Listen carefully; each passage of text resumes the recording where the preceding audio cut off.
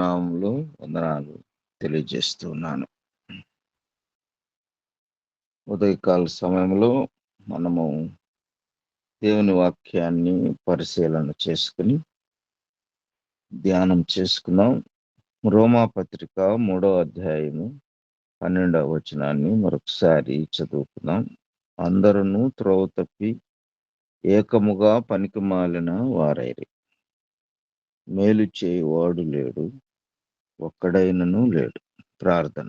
ప్రేమగల తండ్రి, కృపగలిగిన రాజా, వందనాలు, స్తోత్రాలు నాయన. మీ లేఖనాలను బట్టి స్తుతులు, స్తోత్రాలు. మా మరణ పడకల నుంచి లేపి ఉదయకాల సమయంలో మీ పాద సన్నిధిలో నాయన మీ మాటలను ధ్యానం చేసుకునే భాగ్యాన్ని ఇచ్చినందుకు స్తోత్రాలు. దేవా, అనేకులు మీ మాటలు వినడానికి సిద్ధంగా ఉంటూ ఉన్నారు. కృప చూపండి, సహాయం చేయండి. మీ మాటలు మమ్మల్ని బ్రతికిస్తాయి తండ్రి. మీ మాటల ద్వారా మేము వెలిగింపబడతాం దేవా. మీ మాటలు దేవా పరలోక రాజ్యాన్ని చేర్చేవి. కాబట్టి ఆ అమూల్యమైన సత్యాలను నాయన నీ లేఖనాలను అర్థం చేసుకునే జ్ఞానాన్ని, కృపను, మాట్లాడే జ్ఞానాన్ని ప్రభువా మీ సిలువ చాటు నన్ను మరుగుపరిచి మీరే మాట్లాడించమని, మీరే సహాయము చేయమని యేసయ్య పరిశుద్ధ నామములో స్తుతించి ప్రార్థన చేసి వేడుకుంటున్నాను తండ్రి. ఆమేన్. ఆమేన్. ఆమేన్. ప్రియులారా, ఆమేన్. మనము అనేక సందర్భాలలో గమనిస్తూ ఉన్నటువంటి మాటలు ఈ రోమాపత్రిక 3వ అధ్యాయములో 10వ వచనం నుంచి 18వ వచనం వరకు కూడా మానవుని యొక్క పరిస్థితిని రాయించినటువంటి మాటలు. మానవుడు దేవునికి దూరం అయిపోయాడు.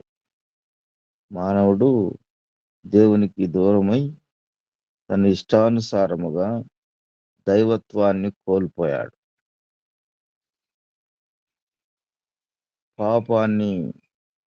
పాపము చేయడం వల్ల, ఆజ్ఞ అతిక్రమించటం వల్ల, ఆజ్ఞ అతిక్రమమే పాపము అనేది మనకు లేఖనము వివరిస్తూ ఉన్నది కనుక ఆజ్ఞ అతిక్రమించి దేవుని మాట వినకుండా పాపము చేసిన వ్యక్తిగా ఉంటూ ఉన్నాడు.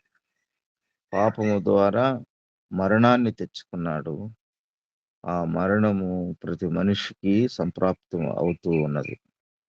ఈ బ్రతికినన్ని దినాలు మానవుడు సంతోషం లేకుండా, సమాధానం లేకుండా, నెమ్మది లేకుండా జీవిస్తూ ఉన్నాడు. ఈ 3వ అధ్యాయము 10వ వచనాన్ని గమనించినప్పుడు నీతిమంతుడు లేడు, ఒక్కడునూ లేడు, గ్రహించువాడెవడునూ లేడు, దేవుని వెదుకువాడెవడనూ లేడు. ఇది పరిస్థితి. నీతిమంతుడు లేడు, ఒక్కడు కూడా లేడు, గ్రహించేవాడు లేడు, దేవుని వెదికేవాడు ఎవడునూ లేడు. వీళ్ళందరూ ఏం చేస్తున్నారంటే అందరూ త్రోవ తప్పి ఏకముగా పనికిమాలిన వారైరి, ఏకముగా పనికిమాలిన వారైరి, మేలు చేయువాడు లేడు అంటున్నాడు. మేలు చేయువాడు లేడు, ఒక్కడు కూడా లేడు, ఒక్కడైనను లేడు.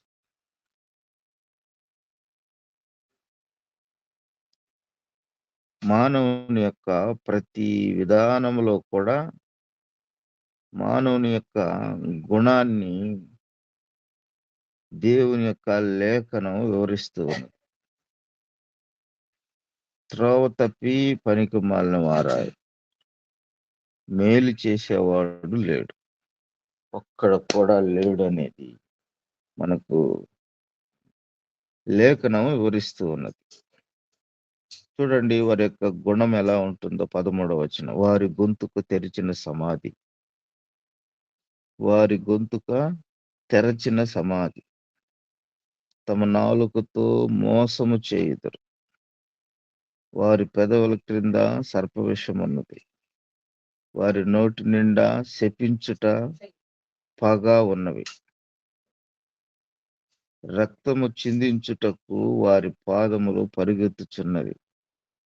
నాశనమును, కష్టమును వారి మార్గములలో ఉన్నవి. ఇవి కాబట్టి ఈ మానవుడు ప్రతి సందర్భంలో దేవునికి ఇష్టంగా లేకపోతూ ఉన్నాడు. దేవునికి ఇష్టముగా ఏమాత్రము జీవించలేకపోతూ ఉన్నాడు. కనుకనే హృదయంలో నెమ్మది లేదు, సంతోషం లేదు. ఏదో సంతోషంగా ఉన్నాడు అనుకుంటే అది సంతోషం కాదు, తాత్కాలికమే. కొంత డబ్బు సంపాదించినా లేదన్నా సంతోషకరమైనవి ఈ లోకంలో కొన్ని సంపాదించుకున్నా అవి తాత్కాలికమే. కానీ హృదయంలో ఆ ఆ ఆనందం కోల్పోతూనే ఉన్నాడు. హృదయంలో నెమ్మది లేదు. సంపూర్ణంగా దేవునితో సహవాసం చేయలేకపోతున్నాడు. సంతోషంగా జీవించలేకపోతున్నాడు. పై మెరుగుల కొరకు, పై అలవాట్ల కొరకు, పై చిన్న చిన్న తుచ్చమైన సంతోషాల కొరకు మానవుడు ఉంటున్నాడు గాని, హృదయ స్థితిని గ్రహించి హృదయంలో ఉన్నటువంటి పాపాన్ని ఒప్పుకొని విడిచిపెట్టి దేవునితో సహవాసం చేయటానికి ఇష్టం లేకుండా ఉంటా ఉన్నాడు. చూడు, వారు గొంతు తెరిస్తే తెరిచిన సమాధి. అంటే దుర్వాసన కలిగినటువంటి మాటలు. తమ నాలుకతో మోసం చేస్తారు. వారి పెదవుల కింద సర్ప విషం ఉన్నది. ఇలాగ మానవుడు చెడిపోయిన పరిస్థితి. వారి నోటి నిండా శపించటం, పగ. ఇవన్నీ మనం గ్రహిస్తూ ఉన్నాం. రక్తం చిందించుటకు కూడా వారి పాదాలు పరిగెత్తుతా ఉన్నాయి. నాశనము, కష్టమును వారి మార్గంలో ఉన్నాయి. 17వ వచనం గమనిస్తే, శాంతి మార్గము వారెరుగరు, వారి కన్నుల ఎదుట దేవుని భయము లేదు. శాంతి మార్గము వారెరుగరు. నెమ్మదిగా ఉండలేరు, సంతోషంగా ఉండలేరు, సమాధానంగా ఉండలేరు. హృదయపూర్వకంగా దేవునితో మాట్లాడలేరు. హృదయపూర్వకంగా దేవుణ్ణి ఆరాధించలేరు. ఎందుకు అంటే వాళ్ళు మేలు చేసేవారు కాదు, స్వార్థపరులు. ఎదుటి వ్యక్తిని హింసించేవారు, ఎదుటి వ్యక్తిది లాగుకునేవారు. అందరూ త్రోవ తప్పి ఏకముగా పనికి మాలిన వారైరి అన్నాడు కదా. మరి ఇలాంటి మానవుడు ఎలా దేవుని దగ్గరకు మరలా చేరాలి? దేవుని దగ్గరికి మరలా చేరాలి. శాంతి మార్గము వారెరుగరు అన్నాడు.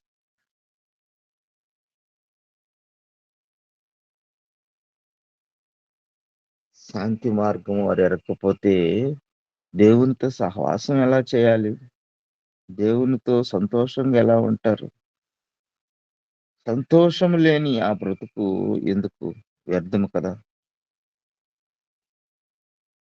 కాబట్టి మానవుని యొక్క పరిస్థితి, ప్రతి పరిస్థితి నిద్రలేసిన మొదలుకొని మరలా సాయంకాలం వరకు, అనగా నిద్ర పోయే వరకు ఒకటి టెన్షన్, అలజడి, రకరకాలైనటువంటి ఆలోచనలతో, ఆరాటాలతో, పోరాటాలతో, వ్యవహారాలతో కాలాన్ని వెళ్ళబుచ్చుకుంటూ స్వార్థంతో దేవుని దగ్గరికి రాలేక లోకము యొక్క పరిస్థితికి రాజీ పడిపోతూ హృదయం హృదయమారా దేవుణ్ణి ఆరాధించలేక నెమ్మది లేకుండా ఉంటున్నారు. అక్కడ లేఖనం ఏమంటుంటుందంటే, వారి కన్నుల ఎదుట దేవుని భయము లేదు. వారి కన్నుల ఎదుట దేవుని భయం లేదు. అంటే భయము లేదు, బాధ్యత లేదు, ఇష్టానుసారంగా జీవిస్తూ ఉన్నారు. శాంతి మార్గము వారు ఎరుగరు అంటున్నాడు 17వ వచనం. శాంతి మార్గము యేసుక్రీస్తు ప్రభు అన్నాడు కదా, నేను మార్గాన్ని, నేనే సత్యాన్ని, నేనే జీవాన్ని, నా ద్వారా తప్ప తండ్రి వద్దకు ఎవరనూ ప్రవేశించలేరు. కాబట్టి యేసుక్రీస్తు ప్రభు జీవించినటువంటి జీవితము శాంతి మార్గం, సమాధానకరమైనటువంటి మార్గం. యేసుక్రీస్తు ప్రభు జీవించినటువంటి జీవితము నెమ్మది కలిగినటువంటి మార్గం. ఆయన బోధలు అమూల్యమైనవి, ఆకర్షించేవి, అనేకులను బ్రతికించేవి, అనేకులకు మార్గదర్శకంగా ఉండేవి, అనేకులను వెలిగించి రక్షించే మాటలు. కాబట్టి అలాంటి వ్యక్తిత్వం కలిగినటువంటి యేసుక్రీస్తు ప్రభు జీవితాన్ని ఆదర్శం తీసుకోవాల్సినటువంటి మానవులు చెడిపోయిన వారుగా ఉన్నారు, పనికి మాలిన వారుగా ఉండారు, ఏకముగా త్రోవ తప్పిన వారుగా ఉన్నారు. మేలు చేసేవాడు ఒక్కడు కూడా లేడండి. మేలు చేయమని, మేలు చేసేవాడు ఒక్కడు కూడా లేడు అంటున్నాడు. ఎలా? ఇలాంటి పరిస్థితిలో నుంచి మానవుడు బయటపడాలి. మానవుడు బయటపడాలి అంటే దేవుని దగ్గరికి రావాలి. దేవుని దగ్గరికి రావాలి అంటే దేవుడు చేసినటువంటి కార్యాన్ని గ్రహించాలి. దేవుడు చేసిన కార్యం ఏమిటంటే, దేవాతి దేవుడై ఉండి లోకానికి వచ్చాడు, పరిశుద్ధుడుగా పుట్టాడు, పాపుల కొరకు ప్రాణం పెట్టాడు, కలువరి శిలువలో తన రక్తాన్ని అంతటిని చిందించాడు. యేసు రక్తము ద్వారా ప్రతి పాపాన్ని కడిగి వేయటానికి, రక్షించటానికి, మనిషిని కాపాడటానికి, అందరూ క్షమించటానికి, పరలోకంలో చేర్చటానికి యేసుక్రీస్తు ప్రభు ప్రాణం పెట్టాల్సినటువంటి అవసరం వచ్చింది. ప్రాణం పెట్టి మరణించి తిరిగి 3వ రోజున లేచాడు. 3వ రోజున లేచి ఆరోహణమయ్యాడు, మరలా తిరిగి రానయ్యున్నాడు. ఈ విషయాన్నంతటినీ ప్రతి మానవుడు నమ్మాలి. నా మీద పడాల్సిన శిక్ష దేవుడు ఆయన మీద వేసుకుని ఆయన భరించాడు, నన్ను క్షమించాడు, నన్ను కడిగేశాడు. ఆయన మాట వినకపోతే నాకు శరణ్యమే లేదు, నేను దేవుని కృపలో ఉండలేను. కాబట్టి ఆయన మాట వినాలి, ఆయన ఆజ్ఞలను గైకొనాలి, ఆయన మాట ప్రకారంగా భయంగా భక్తిగా ఉండాలి. ఆయన కొరకు నేను బ్రతకాలి. ఆయన చూపించినటువంటి ఆ మార్గంలో, ఆ శాంతి మార్గాన్ని నేను భూలోకంలో బ్రతికిన రోజులు నేను జీవించాలి. పాపం జోలికి పోకూడదు. బాధ్యత కలిగి, భారం కలిగి దేవుని మార్గంలో నడవాలి. దేవుని లేఖనాన్ని చదవాలి, నేర్చుకోవాలి. తద్వారా అనేకులకు మేలు చేయాలి, లోకానికి మేలుకరంగా మారాలి అని ప్రతి మానవుడు గ్రహించి లేఖనాన్ని విశ్వసించి దేవుణ్ణి ఆరాధించగలగాలి. నమ్మి బాప్తిసం పొందాలి, రక్షణ పొందాలి, సంఘంలో చేరాలి, సంఘ బాధ్యతల్లో భాగమై ఉండాలి, సువార్త చెప్పాలి, అనేకులను రక్షించాలి, నా సాక్ష్యాన్ని అనేకులకు పంచుకోవాలి, నాకు చేసినటువంటి మేలు ఏమిటో అవన్నీ అన్ని జనాంగాలకు చెప్పాలి, వారి మధ్య నా వ్యక్తిగత జీవితాన్ని జాగ్రత్తగా జీవించాలి. దేవుని నామ మహిమార్థముగా నా జీవితం జీవించాలి. నేను జీవించే ప్రతి మంచి జీవితము అందరికి ఆదర్శనంగా ఉండాలి అని భయం కలిగి జీవించాలి. అందుకనే అంటాడు, మేలు చేయువాడు లేడు, ఒక్కడైనను లేడు అంటాడు. మేలు చేసేవాడు లేడు, ఒక్కడు కూడా లేడు అంటాడు. ఇది చేస్తే అన్ని నువ్వు మేలు చేసేవాడు అయిపోతావు.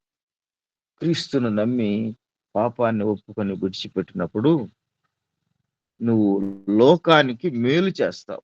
ప్రభుత్వాన్ని మోసం చేయవు, నీ ఎదుటి వారిని మోసం చేయవు, నిన్ను వలె నీ పొరుగు వారిని ప్రేమిస్తావు.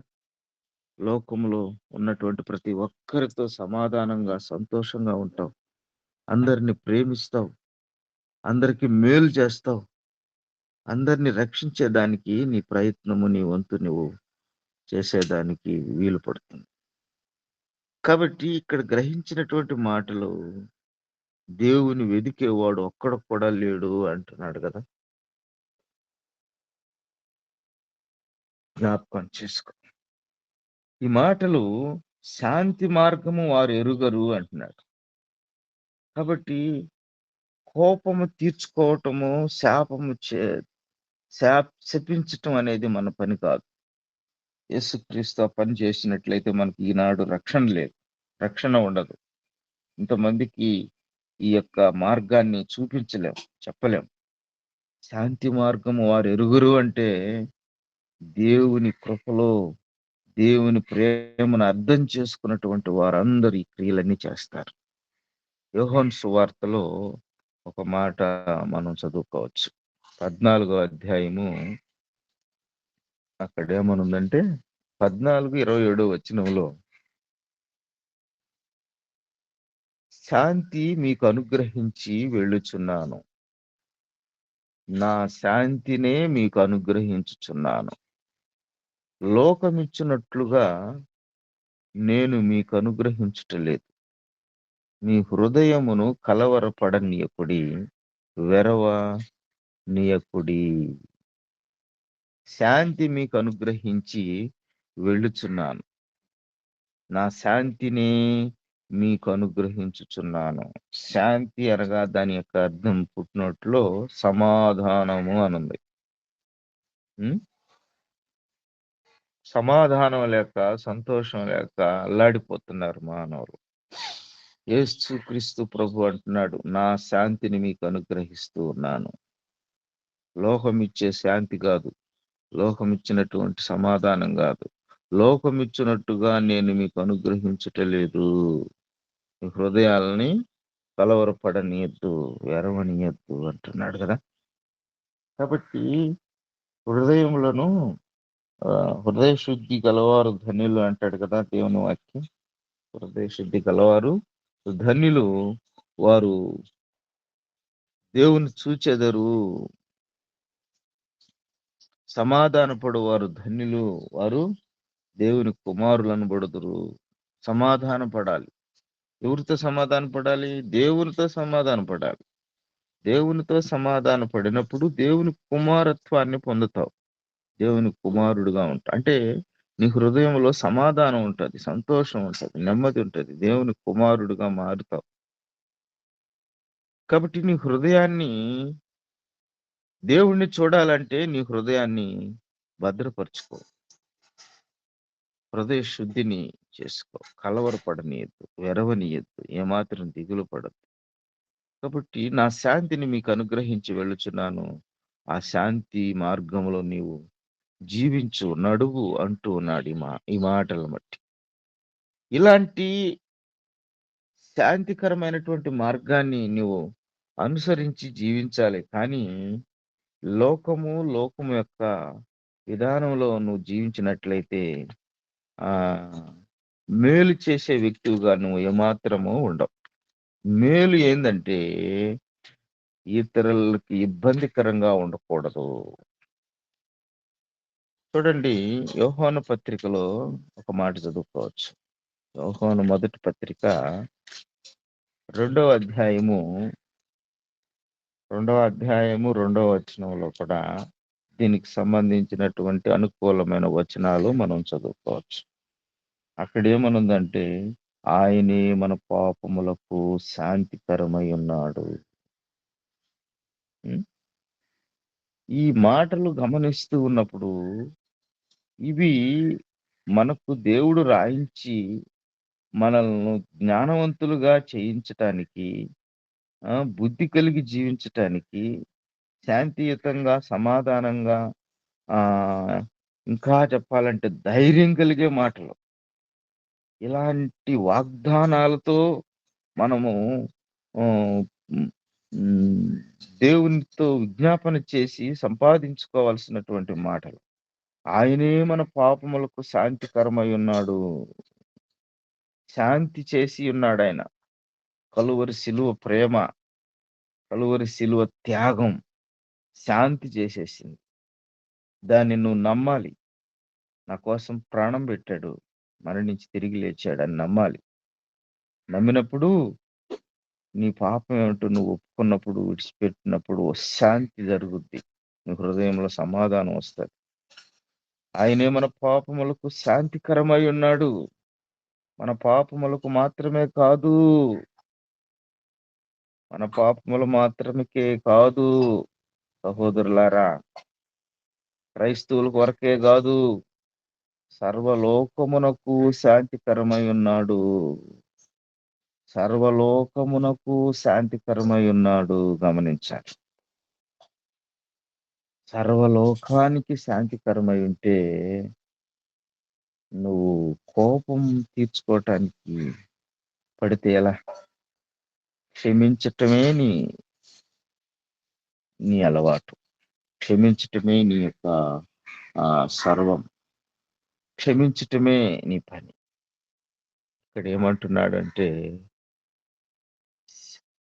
ఆయనే మన పాపములకు శాంతికరమై ఉన్నాడు. మన పాపములకు మాత్రమే కాదు, సర్వలోకమునకు శాంతికరమై. ఎంతటి గొప్ప జ్ఞాపకం చేసుకోవలసినటువంటి వచనం.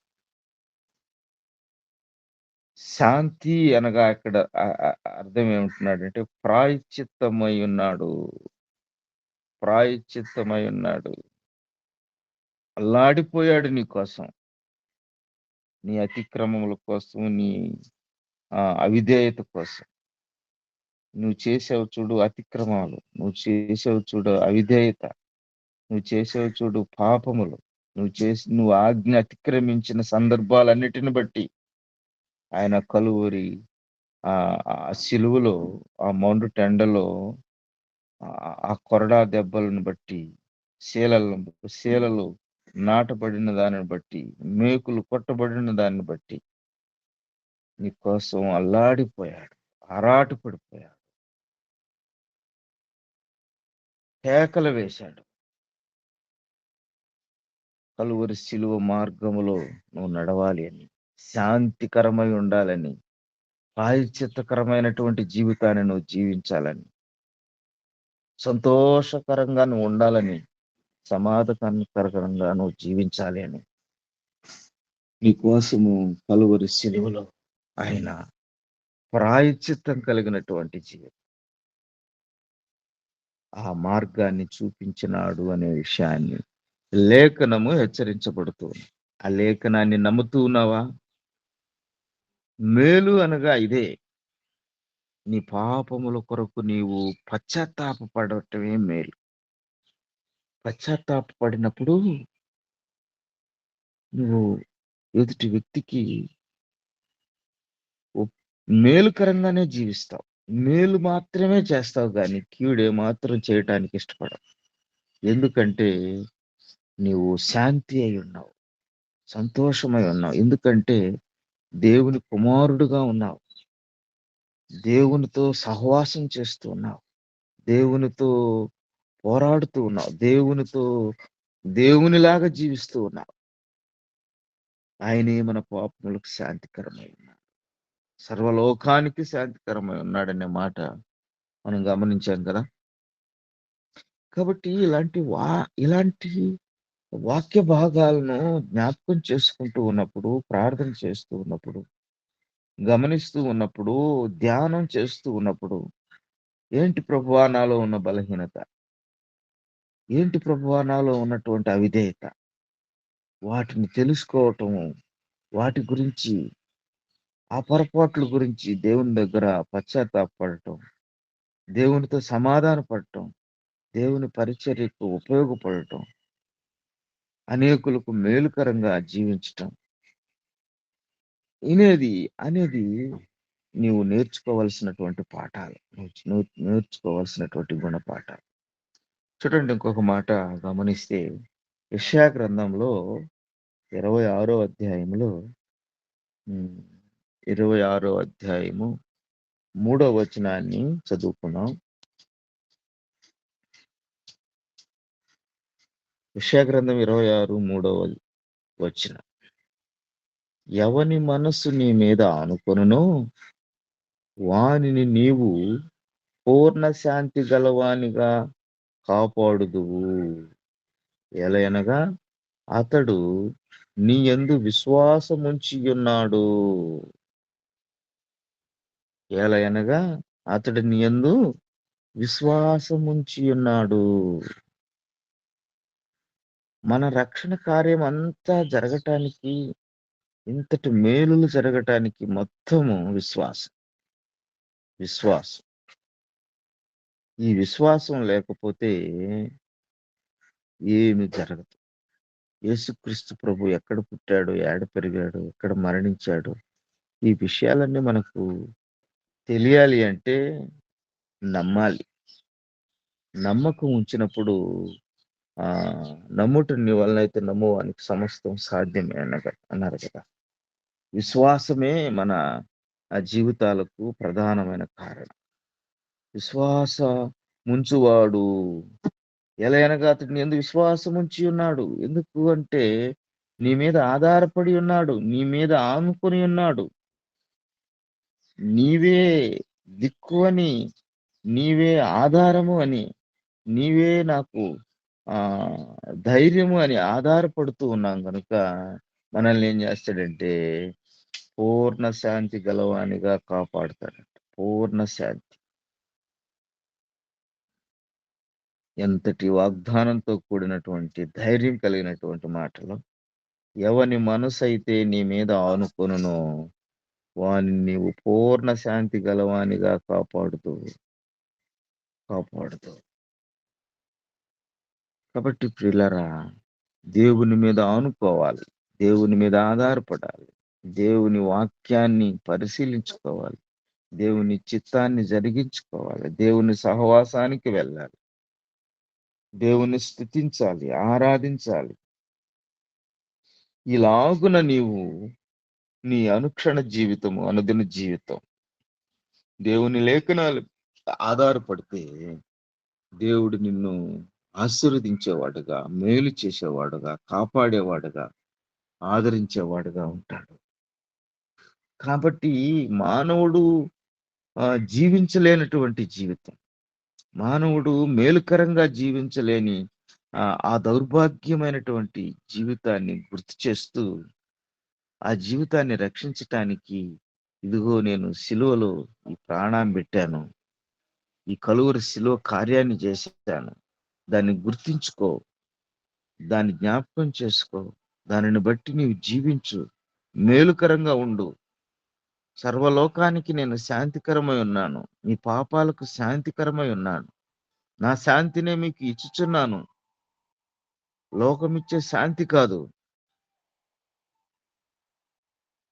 అని వాగ్దానాలతో లేఖనాలను వివరిస్తూ పరిశుద్ధ గ్రంథాన్ని మనకిచ్చి దేవుడు మన కొరకు ఇంతటి మేలులు చేశాడు. ఆ మేలును గ్రహించి నీ పాపాన్ని ఒప్పుకొని విడిచిపెట్టినట్లయితే ఆ శాంతియుతమైనటువంటి మార్గంలో అందరూ నడిచే వారంగా ఉంటామనేది దేవుని లేఖనం హెచ్చరిస్తుంది. కాబట్టి ఆయన మీద ఆనుకుంటున్నావా? ఎవరి మీద ఆనుకుంటున్నావో నీకు తెలుసు. ఆయన మీద ఆనుకొని పూర్ణ శాంతి గలవానిగా కాపాడుతాడు అనే వాగ్దానాన్ని విశ్వాసం ఉంచి దేవుని మేలులు పొందాలని, దేవుని కృపకు పాత్రులం కావాలని, అందరికీ మేలు చేసేవారముగా మనం మారాలని దేవుని లేఖనములు మనకు హెచ్చరిస్తుంది. అలాంటి శాంతికరమైనటువంటి మార్గములు మనం ఎన్నడూ జీవించాలని దేవుడు కోరుకుంటూ ఉన్నాడు. దేవుడి వాక్యాన్ని దీవించి ఆశీర్వదించును గాక. అందరికీ మరొకసారి వందనాలు తెలియజేస్తూ ఉన్నాను.